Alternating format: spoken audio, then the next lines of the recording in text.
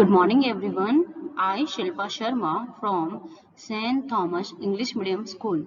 Today we are going to study English literature and your standard is 5. Today we are going to learn Unit 3 poem My Shadow, and the writer is Robert Louis Stevenson. What is a shadow? So, shadow is a dark area or shape produced by a body coming between rays of light and surface. So, this is the definition of a shadow. So, different when the time changes, that time we can see a different shape and length of the shadows. So, we are going to learn when our shadows are short, tall, or right or left. So first of all, the angle of the light source determines the length of the shadow. At sunrise and sunset, the low angle of the sun creates the longest shadows. The shortest shadows are formed at noon when the sun is highest in the sky. And the second side there is given shadow is longest at 9 a.m. Why? The sun low on the horizon. The shadow is shortest at 12 noon. And why? The sun was right above me at noon. So that is why my shadow was so short. At 11 a.m. to 1 p.m. it is the same size. There is no change because the light from the sun is hitting the earth at the same location, but it's in different places on the horizon. So shall we begin with our chapter? And this is a poem. I have a little shadow that goes in and out with me, and what can be the use of him is more than I can see.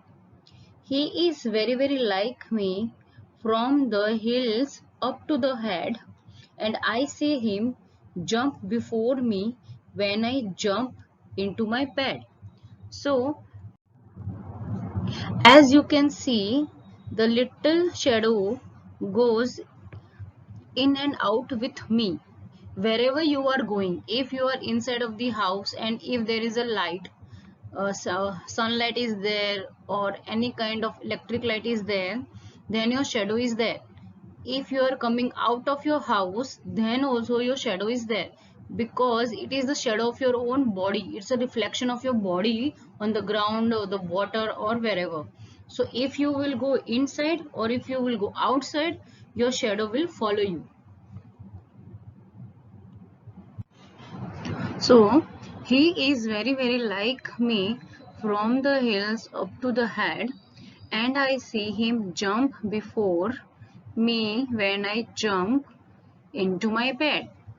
Your shadow is just like you because it's reflected your body. That is why it's same from heels up to the head. And because of that light, when you are standing in front of your bed, that because of light is coming from behind you, from your back, and that is why your shadow is onto the bed, and you can see your shadow is already there before you. It's just a science, nothing else.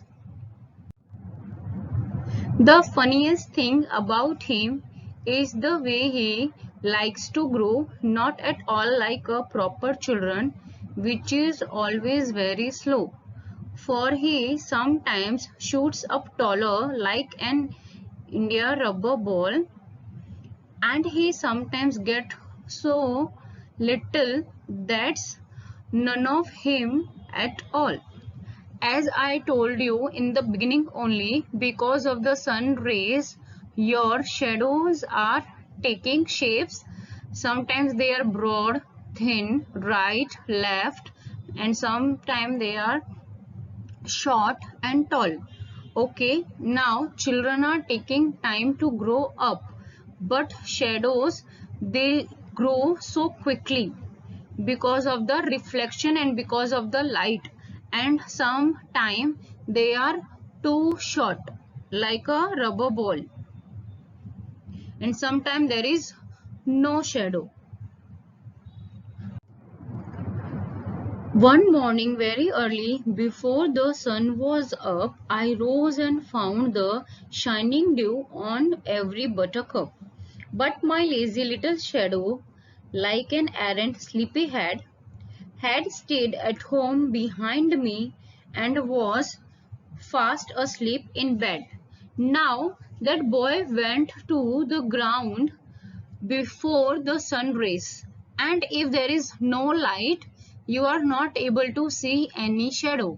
That is why this boy is saying that my shadow is at home only and he is sleeping, not ready to come out, and my shadow is very sleepy head, completely not interested. Now these are some new words and meanings you have to write in your notebook. First of all, shoot up, grow taller rapidly, shining dew, moisture in small drops on a surface, as tears or perceptions, lazy, unwilling to work or use energy, means that person doesn't want to use energy. Now I would like to start new poem. This is your unit 4, crying. Now I would like to start.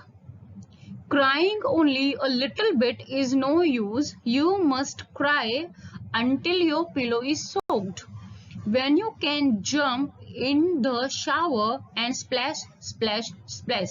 According to that poem, if you are if you are crying a bit, there is no sense because you have to let go your emotions. If you are an emotional person, there is no harm. Showing your emotions and expressing your emotions are not bad. Whether you're a boy or girl, doesn't mean, if you're a boy, doesn't mean that you cannot cry. Okay, you can cry if you feel, and after crying you will feel good. If your heart is heavy, your mind is not working at all, and you feel that you want someone to share and you want to cry, there is no harm. You can cry and you should, because if you will not cry, your heart will feel very heavy. So if you are boy or girl, you can cry, and after crying you feel very light. Then you can throw open your window and ha ha ha ha. And if people say, hey, what's going on up there? Ha ha ha ha, sing back. Happiness was hiding in the last year. I wept it. Ha ha ha ha. As I said, if you feel very emotional, if you feel very happy, after crying, what you will feel, your mind is open, your heart is open, and you feel very light and you feel happiness internally. And when the people are asking you why you are looking so happy, then you can say, I was upset, I cried, and now I am feeling very light. So there is no harm. If you feel cry, cry. If you want to be a happy person, be happy. Whatever your mind says, whatever your heart says, do like that. Live your life fully. Now there is a new word of a unit 4 poem, splash. A sound made by something striking or falling into liquid. So write down this meaning in your notebook. Thank you.